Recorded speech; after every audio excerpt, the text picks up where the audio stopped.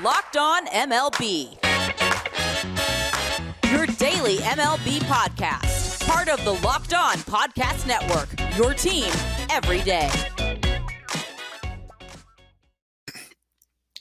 Hello, baseball fans. Welcome to Locked On MLB, part of the Locked On Podcast Network, where it's your team every day. This is the daily podcast. We talk about all of Major League Baseball. I'm your host, Paul Francis Sullivan. If you're watching YouTube, where is it? Where's down here? Is that it? No, there it is. There's my logo. You can call me Sully. Today's episode is being dropped on the 27th day of September, 2021, and we're going to be talking about the Houston Astros, who haven't clinched the AL West yet. And you know what? If they don't, then we're talking about one serious collapse if they don't manage to clinch this, because they got the bench numbers 2 with about a week left. Eric Heisman of Locked On Astros is going to be our guest today. We're going to be talking a little bit about what was a disappointing weekend, an inevitable clinch, and the fact that they pretty much know who their opponent's going to be. So it's a very strange week of knuckle cracking and getting ready for an inevitable postseason matchup. This show is available on the free and easy-to-use Odyssey app. We're also available here on YouTube, and you can follow us on Twitter at Locked On MLB Pod. Same handle for Instagram.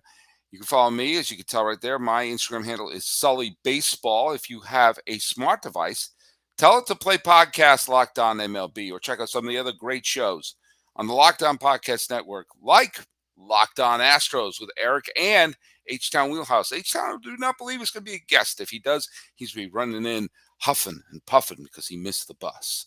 I don't know why he's taking the bus. We're also Locked On Fantasy Baseball with Scott Cullen. This is kind of wrapping up fantasy baseball time as we're in the final week of the season. And hey, with no further ado here, I'm just going to bring Eric right on board here. Eric Heisman has been a guest on the podcast for 2019, 2020, 2021. If all goes well, he's going to be a guest on next season as well. And welcome aboard, man. Thank you. It's been a not so great weekend for the Houston Astros, but I know that the A's are a good team and they're a sleeping giant, so to speak. And the Astros had their work kind of cut out for them, but this weekend was a bad omen for they've got 3 more games that they're going to play against the A's. Granted, it's going to be at home, and then they're going to be playing the Rays, and they have a 5-game lead over the Mariners. So yeah, like you were talking about, this would be an epic collapse. I'm a math teacher. It still is in there. It could still possibly happen. Well, the A's would have to channel the St. Louis Cardinals, who may not lose until spring training 2022, by the way things are going right now. Look, at the magic number is 2 for Houston. All they have to do is not get swept by the A's when they meet again, and hope that the Mariners don't run the table. Those 2 things have to happen. I'm going to go out. I mean, look, this could be me tempting fate, and Astro fans already hate me. I mean, I already know that. I get lots of anger email because I've talked about the stuff that I'm not going to talk about today, because we've had that. We've talked about it, and we booed, and people have done their things, and there was a couple of moments that got kind of ugly. It's like, okay, everyone's got their booing, everyone's going on, and it's probably, we'll see if certainly after this year, I think it's going to be, save for a few residue, it'll be pretty much the venom will be gone. But that being said, man, I mean, just in terms of the drama of this week, I can count probably 4 or 5 games just off the top of my head where the Oakland A's bullpen has had an absolute cataclysmic collapse. And if just 3 of those games were wins, the screws would be tightening right now. But this is, you are the teams you play. And I think the Astros are in a situation where they should probably clinch in the next couple of days. And I don't say relax, but at least know, all right, we're in. We can line our pitching staff up the way we want. We can give a couple people rest. And I think that's an inevitability at this point.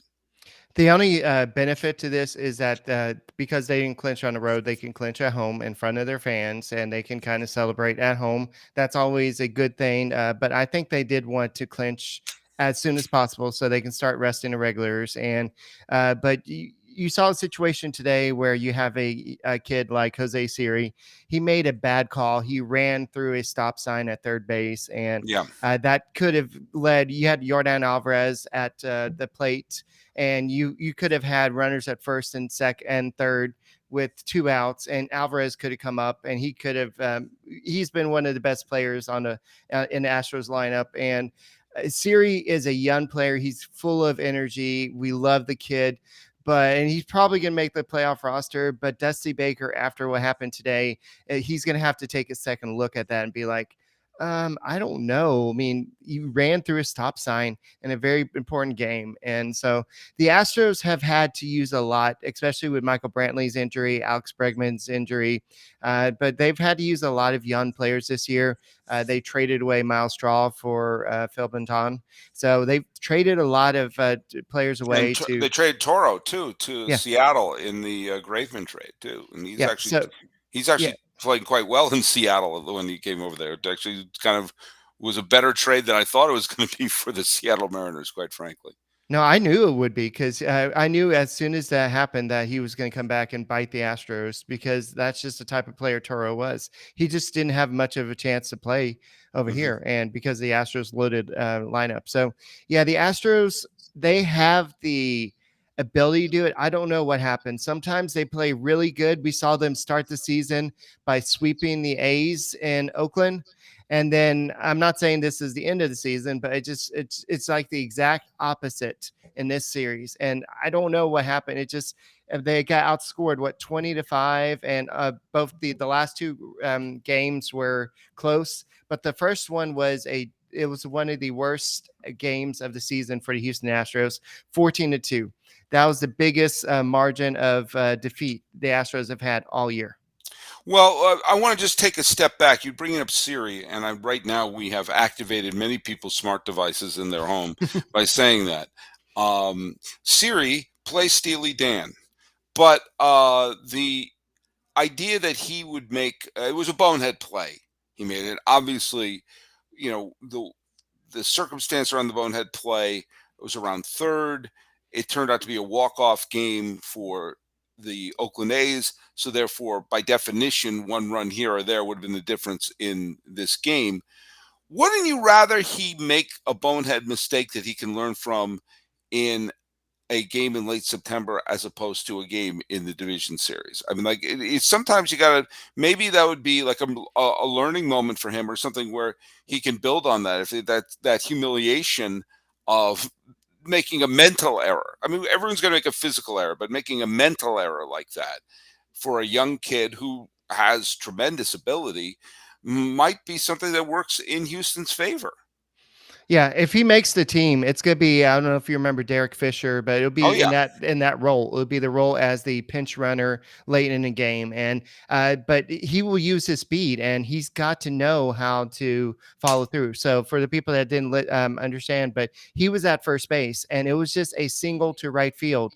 And yes, the right fielder kind of lollygagged it to second base, and Siri kind of stopped at third base, then all of a sudden started running towards home plate, trying to catch the A's off guard. And so, yeah, it was kind of, in football, you would say it was kind of a trick play a little bit, but still, I see what you're saying. Have the kid take his lumps now instead of in the playoffs. You rather him make that mistake now. But, yeah, so it was just a bad loss, and it just seems like sometimes the Astros just play really good. They outscore the opponents and they pitch really good. Then you have a series like this where just things just don't click right. Yeah, well, let me tell you something. We had Stacey Gatsoulias from Locked On Yankees here the other day, and similar thing when we were talking about how you just don't know what you're going to get. That there have been times this year, well, certainly the Yankees went on a 13-game winning streak, then a 7-game losing streak within the next week. And the Astros have had stretches where they look like they're going to win 100 games, and they have stretches where they look like a 500 team, which I got to tell you, I'm, as you know, and as Twitter knows, I'm not an Astros fan, but that would make them an impossible team to bet on because you don't know what you're going to get. And by the way, if you're going to be making any bets, go to Bet Online. It's your number one spot for all your pro and college football action this season with a new updated site and interface and even more odds, props, and contests. BetOnline.ag continues to be the number one source for everything football. So you head to the website, use your mobile device to sign up today to receive your 100% welcome bonus. That's double your initial deposit just for signing up. Don't forget to use promo code NFL100 from football, baseball, basketball, boxing, right to your favorite Las Vegas casino games. Don't wait to take advantage of all the amazing offers available for the 2021 season. BetOnline is the fastest and easiest way to bet on all your favorite sports. BetOnline is your online sportsbook expert. And Eric Heisman, let me tell you something. I know that there is an incredible app everyone who buys gas needs to know about. It's called Get Upside. My listeners, I don't know about your listeners, but my listeners are making up to 25 cents for every gallon of gas every time they fill up. Just download the free Get Upside app in the App Store or Google Play right now, or after you listen to this podcast. Use promo code BASEBALL and get bonus 25 cents per gallon on your first fill up. That's 50 cents cash back. Don't pay full price at the pump anymore. Get cash back using Get Upside. Just download the app for free. Use promo code BASEBALL to get up to 50 cents per gallon cash back on the first tank. Some people who drive a lot are making as much as $200 to $300 a month in cash back, and there's no catch. The cash back gets added to your account. You can cash out anytime you want to your bank account, PayPal, or get an e-gift card for Amazon and other brands. Just download the free Get Upside app and use promo code BASEBALL to get up to 50 cents per gallon cash back on your first tank. That's code BASEBALL for Get Upside. Get Upside. Don't pay full for gas. We're here with Eric Heisman. As I'm going to register that song at ASCAP, my Get Upside jingle. It's the official. I think it's already been rejected, Sully. I'm sorry. Oh my God! Well, this is the tough crowd here. Very tough crowd here. I'm trying to get. Where's your graphic? There's your graphic right there. Eric Heisman of Locked On Astros. Man, I can't even get credit from Astros Twitter about my jingles here. That's what it is. Hey, for those of you who are not watching, right behind Eric is his wall of fame. There, I see a Jeff Bagwell print. And a bunch of bobbleheads. Let's see if is that a Clemens? I think I see. Is that Clemens pitching right over there? There may be. That's Greinke right there. Oh, that's Greinke. Okay. Yeah. But I have a Clemens. I have several Clemens. I don't know where they are, but I have several Clemens. Well, here's a kind of ghetto one, but it's Oh, look at that! There you go. Where am I? So there you go. Do you have a Derek Bell in there? I'm trying to think what other Astros of the past. I have a Derek Bell one, but for some reason I don't have a Derek Bell. But I have a lot of old ones, just not Derek Bell or Sean Barry or any of those old guys. But I have a few Bagwells. But that's one of my favorites, the DJ Springer. Yeah, there he is. There he is. Well, look at I talked about this the last couple of shows, actually. So some of my listeners may be tired of me talking about this, but I'm going to bring it up with you because you're an Astros fan. Okay. If you take a look at, like, right now, the top 3 MVP candidates in the American League would be probably Ohtani, probably Guerrero, and maybe Judge for New York. I mean, he's had a tremendous year. The Cy Young candidates would probably be Robbie Ray, maybe Garrett Cole, maybe Lance Lynn. I mean, there's no like runaway front runner. There's no equivalent of Scherzer in the American League right now. But the point I'm making there is that the Astros don't have a legit MVP candidate this year. They may have a top 5 or top 10, but they don't have, like, even, Correa or Altuve. They're having, none of them are having bad seasons, but no one's having a career year. And you look at the pitching staff, and there's some good pitchers having decent years. But as of this recording, this is a 91 win team that's probably going to clinch with about 4 or 5 days left to spare.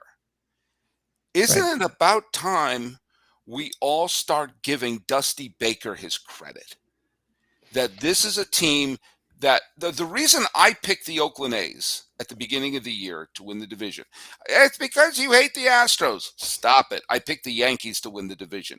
Picking has nothing to do with emotions, what you like.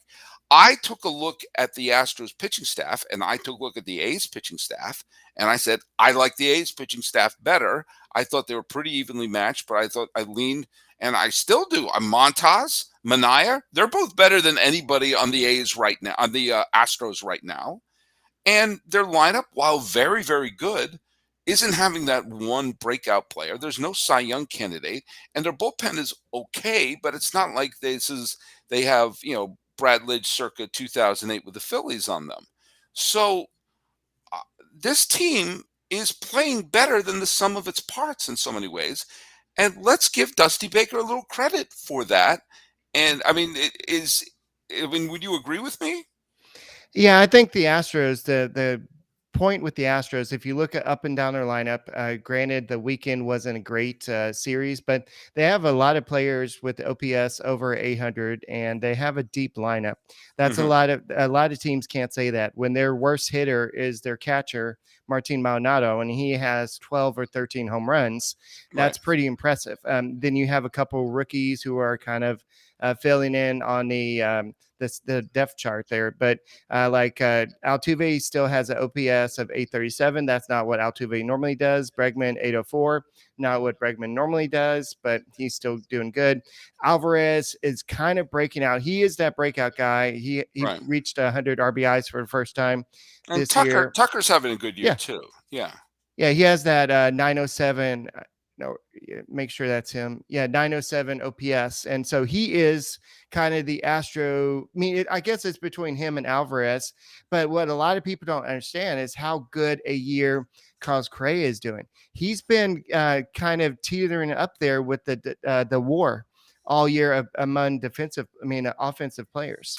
Mhm. And I know he's kind of gone down a little bit over the past couple of days, but he was a little bit higher than Vladimir Guerrero and a couple of other people. I know that that's a little misleading, so to speak, but that's just how it was. It just happened to be based on looking over at his offense and his defense. Because the thing about Vladimir is he doesn't he does a lot of DH, right? Or he plays first base. Well, he's becoming a better defensive Yeah. first baseman. He was a dreadful defensive third baseman, and they moved him across the diamond. And Right. he's become a good first baseman. I mean, he's not Keith Hernandez, but he's not that put the lumberer in at first because he can't move either.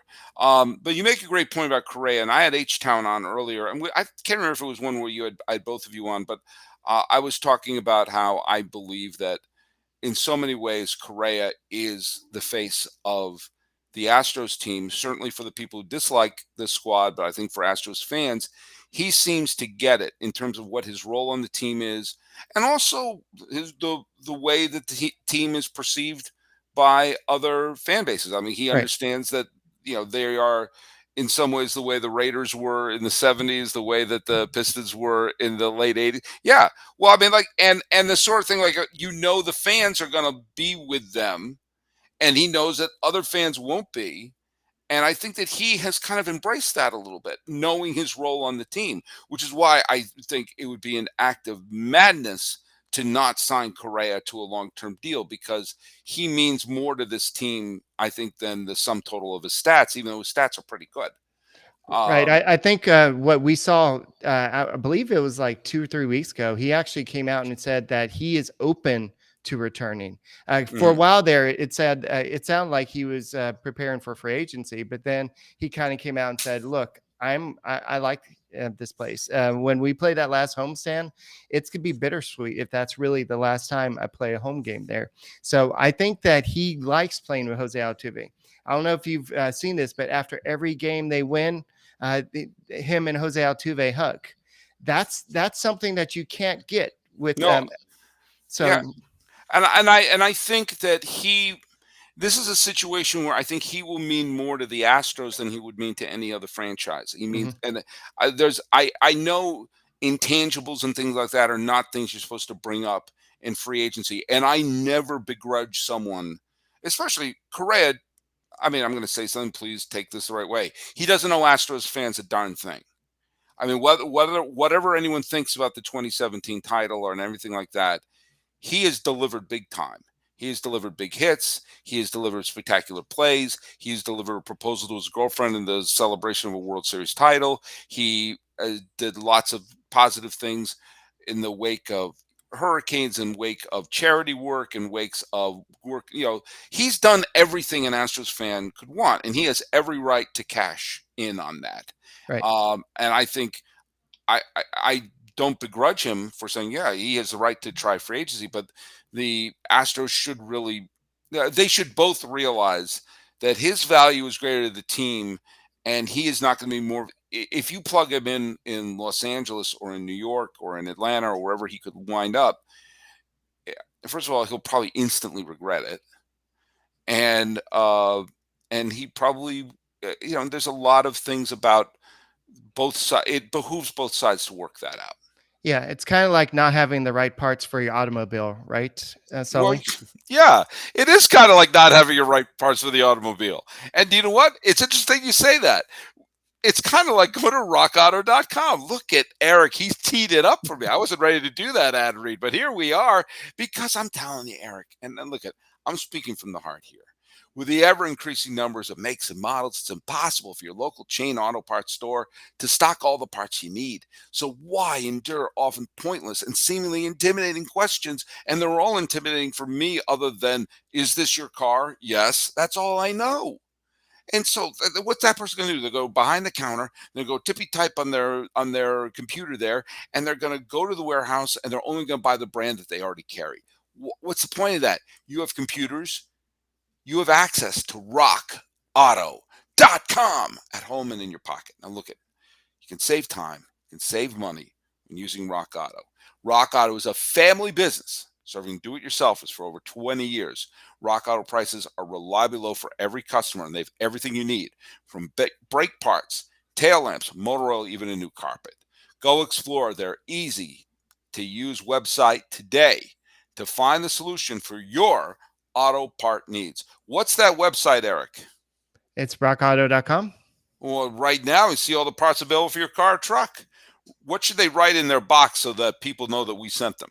I do believe it's locked on. Yeah, right. Locked on there because it's got amazing selection, reliably low prices, and all the parts your car will ever need.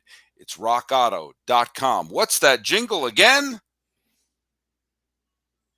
I don't know. rockauto.com. That's all you, Sully. That's all me. Composed by Paul Sullivan. All right. Thanks for teeing up that ad read for me. I did bring up the fact that Dusty Baker has been a Johnny Appleseed of division titles wherever you've gone, and it's not always been him inheriting a great team. He did not inherit a great Giants team. He did not inherit a great Reds team, and he inherited a public relations nightmare in Houston. And all he's done is everything you could ask for. And I think a thing that is, I think, really interesting, because we're here right now, and officially the Astros haven't clinched yet, but I'm going to go out on a limb. I'm going to go to Bet Online and say they're going to. And with that in mind, we already know who they're going to play. We already know that it's going to be a rematch of the 2005 World Series, which this will be the second time. Payback time. Yeah, well, it's the second time in history that a league playoff game will be a rematch of a previous World Series.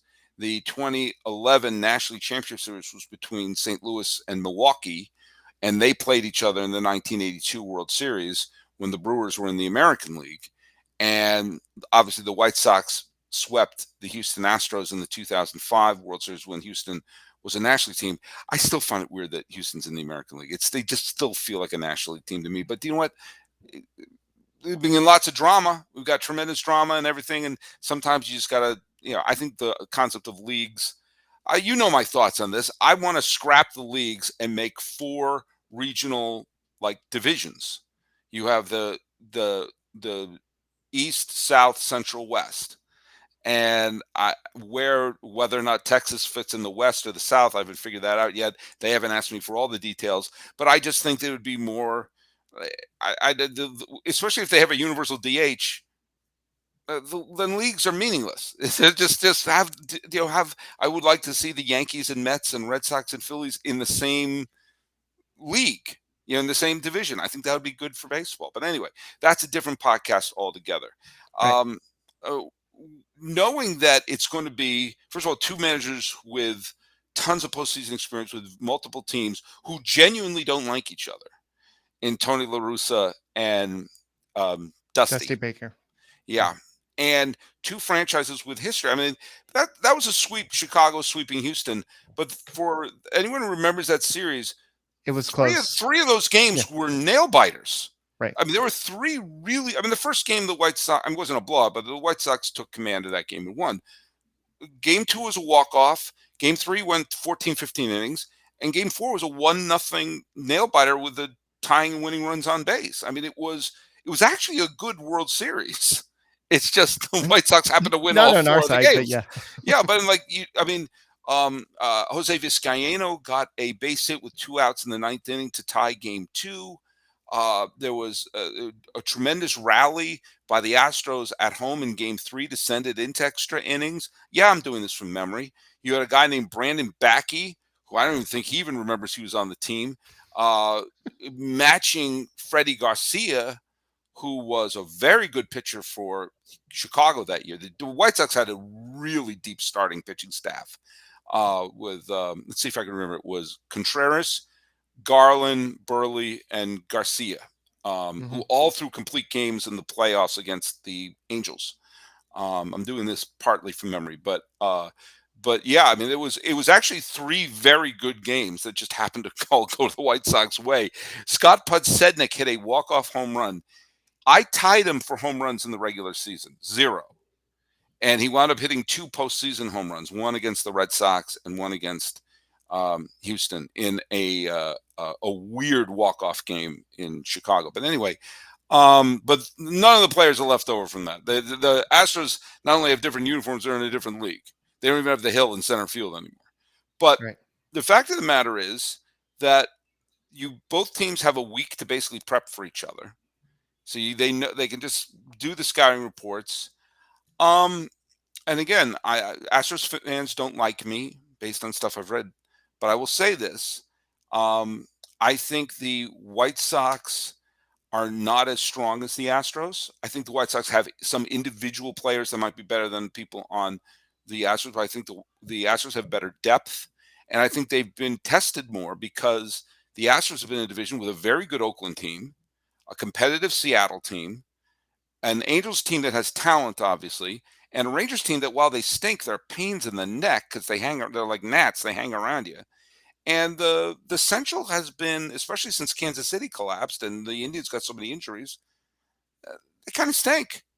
And the White Sox have a very good record beating up the Twins and the Tigers, and a very bad record against teams with a winning record. So I think the Astros have a very, very good chance to get to the American League Championship Series. I guess the key to the ALDS will be Zach Greinke, because Zach Greinke struggles versus right-handed hitters, and the White Sox are loaded with them. So that's something that you would have to look out for. The Astros have a lot of starters, not enough spots to start them in, and so you may starters mean starting pitching, pitchers, yeah. Yeah. Because you definitely want Lance McCullers going, you definitely want Framber Valdez going, and you definitely want you probably Dusty Baker being Dusty. You want to go ahead and give Zach Greinke the ball because he's a veteran and what he's done in the playoffs before. Then who do you go with from there? Do you go with Jake Odorizzi because you're paying him a lot of money? Do you go with Luis Garcia because he's a potential Rookie of the Year candidate? Do you go with the guy who's proven in the past? He's pitched some great games in the playoffs in Jose Urquidy. So you've got some options that you could do in the playoffs. So Dusty Baker has a lot of big decisions, but those decisions will impact on how they do versus White Sox, because the White Sox do have a deep lineup. They do. Well, and where does Framber Valdez fit in all this? I mean, is he going to be used out of the pen? Is he going to get a start? No, he's going to be number 2 pitcher. I think they're going to slot him between McCullers and Greinke probably. just to kind of go right, left, right, or something like that. No, So he Greinke, is he is well, the second ace. Greinke is still on the IL though, right? At this Yeah, point. but he should be fine by then. Mhm. Some of us Astros fans believe this is kind of a conspiracy just to give him some rest to get him ready for the playoffs. Rodney Dangerfield in Caddyshack. Oh, my arm! I think it's broken. Yeah. So Yeah. I know he had that COVID situation and he came back and he had some more oomph on his fastball. And so maybe the Astros saw that and be like, okay, well, if we rest him for a little bit before the playoffs, maybe he'll kind of come back a little bit better. So One of the things that I think will be maybe interesting for this week, along those lines, is like if you line up, Greinke should obviously get a start, and Valdez should get a start, and I mean, maybe I'm a sucker for veterans who've been there and done that, but I would give McCullers a start. But no, he's a game one starter yeah, in my okay, opinion. okay, good. I just Yeah. I don't know the team as well as you do, Yeah. but there's some question marks in their bullpen, and I wonder if this is the time to sort of say, all right, let's see what Odorizzi can do out of the pen. Let's see if what Garcia can do out of the pen, what Christian Javier can do. Well, Javier's been usually being. Yeah, he's in the pen right now. Yeah, So okay. So, but I wonder if this is a time to mix and match some players to see what they could do in their roles, because you're going to have to use some players a little bit out of their comfort zone, especially trying to, Valdez he's their only lefty, right? right, You he's the know, only lefty in their yeah. rotation. Then you have Blake Taylor and Hmm. then you have I can never Is think it of his Yimi Garcia? Is he? no, Yimi, he's a right-hander. Okay. But Brooks Raley. Brooks Raley. Brooks Yeah, I Raley. couldn't Yes. remember his name, Yeah. but Hmm. he's actually red hot right now, and he's Okay. become one of the Astros' best relievers. But with Odorizzi, he did pitch one game this year out of bullpen, and he actually pitched 4 innings, and it was shutout innings. So Hmm. he can be that guy that comes out of bullpen. We've seen Urquidy do this in the playoffs. He's come out of the bullpen. We've also seen Luis Garcia come out of bullpen. So, Well, you but saw, and you saw last year against Minnesota, Christian Javier basically saved their right. postseason by coming out, and that was one of the gutsiest moves that Dusty made. Especially because remember I think the Twins loaded the bases at one. Like it was like they won the 2 games against Minnesota, but the first game looked like it was going to be a Twins victory, and they brought out Javier, and he wound up pitching the final 3 or 4 innings and getting the win out of the bullpen, and that basically pulled the rug out from underneath Minnesota Right. and allowed them to go to Oakland. And he kept leaning on Javier. And actually now I now have his page up on baseballreference.com, the single greatest website in the history of the planet Earth. And going into the ALCS, Javier won 2 games out of the bullpen and had thrown 6 1/3 shutout innings of relief. And he didn't fare as well against Tampa in the League Championship Series, but he helped pitch him into that. And I wonder if that's if Dusty, he knows he's done that already. If he could lean on him a little hard the way he leaned on him in last year's playoffs. Yeah, I mean, I guess we can kind of see like what AJ Hinch did in 2017 Hmm. bullpen. I mean, Yimi Garcia has not looked great. No. Phil Maton has not looked great.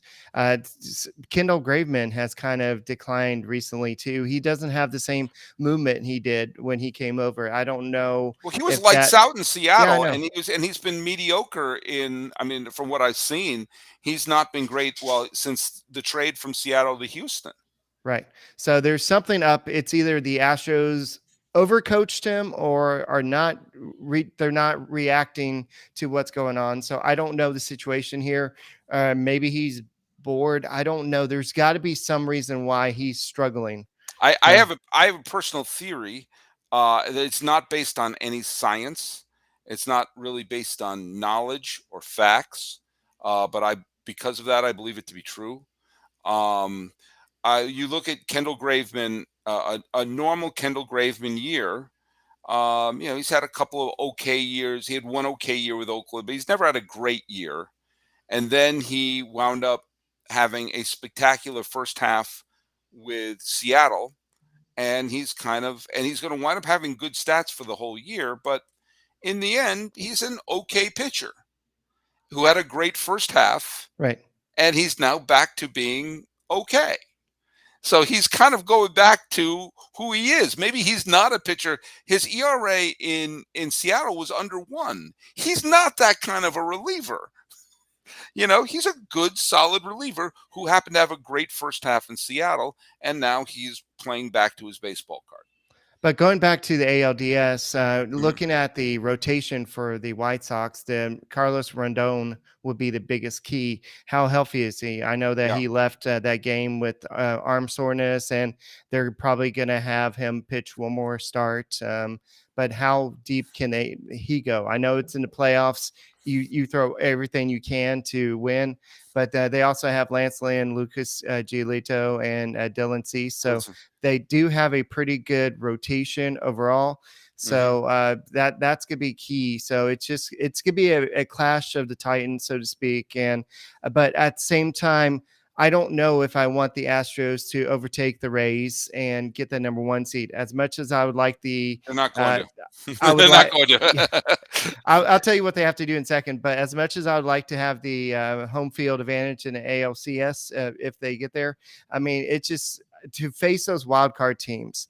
We've seen it in past where the Washington Nationals, when they beat the Astros in the World Series, that those wild card teams, they get hot.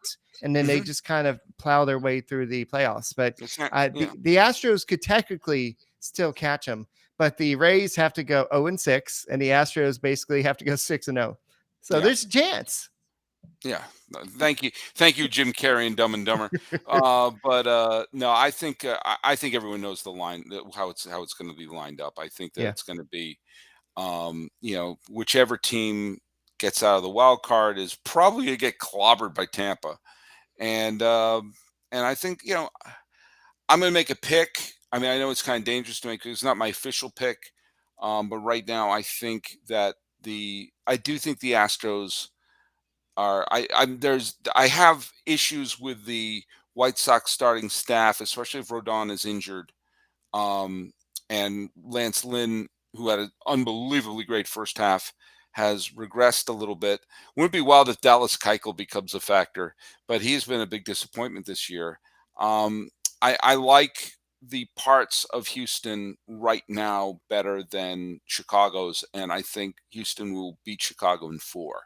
That's my pick, and I think that for the third straight year, I think Houston's going to play Tampa Bay. Yeah. And the first 2 series were great. the division series in 2019 went the distance. Last year's league championship series, of course, went the distance in front of cardboard cutouts in San Diego. But I think this would be I think a Houston-Tampa Bay league series would be a lot of fun. I think it would be just good, fun baseball, whether or not you like Tampa Bay, whether or not you like Houston, and the emotion you have just to watch fun baseball. I think it'll be a lot of fun. I do say, full disclosure, I don't see any team beating the Rays 4 times out of 7. I think if any team's going to upset the Rays, it's going to be a wild card team beating them 3 out of 5. And we've seen plenty like San Francisco in 2014, the same thing they did to Washington. You see sometimes a team or Kansas City doing that to the Angels in the same year, 2014. You'll see a team get hot after the wild card game, or what the Yankees did to Cleveland in 2017, right? Yeah, because then the Yankees wound up playing Houston in that ALDS. So do you think that Rob Manfred at all is kind of hoping that the Astros play the Dodgers again this year? In the World Series? I think Rob Manfred wants the Yankees to play the Dodgers. I think that's what he wants, or the Red Sox, because they have no imagination. I personally think that an Astros-Dodgers World Series would be unbelievably dramatic. And it'd be funny that you would have, Greinke had some of his best years with Los Angeles, and Dusty Baker won a ring as a player for the LA Dodgers. I've made no bones about my feelings about the Astros. I will say that if this team wins the World Series, first of all, they've earned it. Secondly, I love Dusty Baker, and I also really like Zach Greinke. Zach Greinke is one of my favorite players in baseball. I also like Michael Brantley. I find Michael Brantley to be a really good player. I know he's injured right now, but they're if the Astros win the World Series this year, there are enough positive stories for me, at least, to find a little bit of joy. The biggest joy would be seeing Dusty Baker win a ring as a manager, and when people have to then take a step back and say, "Is he a Hall of Famer? What else does he have to do?"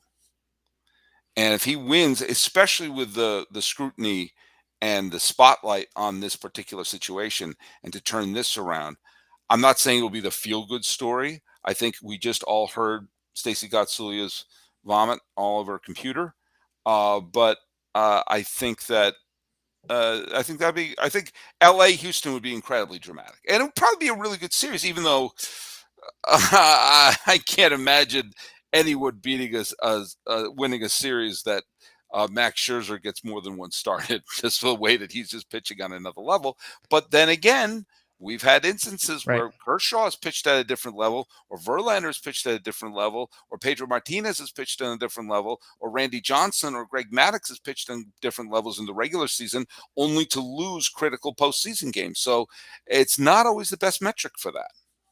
Yeah, and you brought up Dusty Baker and Michael Brantley. I just want to bring up a quote that Dusty Baker had about Michael Brantley. This is what he had to say. I kind of do a Thoughts by Dusty segment on my show. So this is what he had to say. "I told you yesterday, you don't just heal overnight. So he's in the same place he was yesterday." So That's profound. That's almost that's almost a haiku. yeah. That's So almost the correct meter of a haiku. right. So So it just what he says is sometimes just hilarious. Just reading it back, and we're gonna miss him if this is his last year. But at the same time, a lot of people in Houston think that it's time for us to have a new manager in Houston. So yeah, we'll and see what happens. I mean, Dusty's in his whenever you get a manager that's in their 70s, who I mean, if they win the World Series, then obviously there's nothing left to prove. But he's been managing since 1993, Right. and has taken the Giants to the postseason 3 times, Cubs to the NLCS, the Reds to the postseason 3 times, Nationals to the postseason twice, now Houston postseason twice. This is his 4th decade of bringing a team to the postseason, and if he wants to he's earned the right to hang him up. He's earned the right, and and if he does, I don't have I'm such a Bruce Bochy fan from what he did in San Francisco. I know that he's not going to take over the Astros, even though he was a former Astro. I'm just a big believer that he has 3 lieutenants that I cannot believe have not been hired as manager, because like all the Giants did was win, and he had 3 lieutenants who were there by his side. I thought, well, someone swipe up one of those ones. There, Ron Wotus is one of them. Roberto Kelly and Hensley Bam Bam Mullins. And Hensley Bam Bam Mullins has managed in like the World Baseball Classic, and I think Roberto Kelly is in. I think he's still in the Giants organization. I'm not 100% sure, but like those are 3 managerial. Like give those 3 have earned a chance. Those 3 have earned the right to to be a manager. And whenever there's an opening, I'm always like, give one of them, give one of them a shot. Give one of them a shot. And Right. I don't know if there's anybody in the wings in the Houston organization like coming up through who's in there. I don't Joe know. Espada, the current bench Oh, coach. that's right. He was up for a bunch of jobs himself, wasn't he? Yeah. Okay, well So I think he's yeah. probably the front runner, right? Yeah, I think a lot of people are thinking that Dusty's kind of grooming him, but they may go look outside, see who's there. But this guy knows the team. He kind of knows the organization. He knows the way they do things. So we'll have to Yeah. see what happens. And you had to have someone like Dusty for last year for just the mess that was going on. You couldn't throw a rookie manager into that situation. I mean, we saw what happened with the Red Sox when, I mean, not that Ron Renicky was a rookie manager, but they threw him into that situation. He was like a fish on the dock, and things spiraled out of control. You needed someone who uh, not only was a been there, done that manager, but also had nothing to do with the organization. They needed Right. just a complete outsider that people liked. And so, I mean, he was a no brainer. And as it comes to pass, he's probably going to take the team to the ALCS in back to back years. So, not only does it help to move on from the big mess that happened beforehand, but, you guys get to have some playoff ball. Yeah, I'm excited, and I had foot surgery, so I get my cast off, and then Oh, cool. hopefully I can walk and go to the game. I got game 2 tickets, so we'll see if I can actually go. So All right. Well, hey, hopefully, look, good. We'll have fun there, and maybe we'll do a dispatch. But Eric, where can people listen to you and H Town talk Astros all year long? well, we're on YouTube, so you can go ahead and subscribe to us on YouTube at Locked On Astros. We are on Twitter at Locked On Astros. You can find me at Eric Talk Stros. You can find H Town Wheelhouse at H Town Wheelhouse. And you can just find us on Odyssey, Apple, wherever you listen to your podcast. Just listen to Locked On Astros podcast.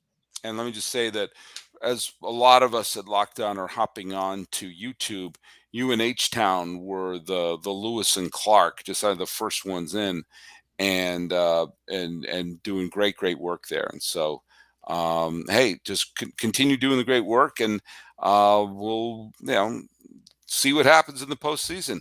Okay. And just so you know, for those of you who feel that betting on baseball is a guessing game, it doesn't have to be. If you listen to the new Locked On Bets podcast, hosted by your boy Q and handicapping expert Lee Sterling, you get daily picks, blowout specials, wrong team favorite picks, and Lee Sterling's lock of the day.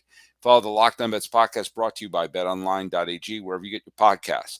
Talking about the Houston Astros and they're inevitable. There is no way they can fold down the stretch.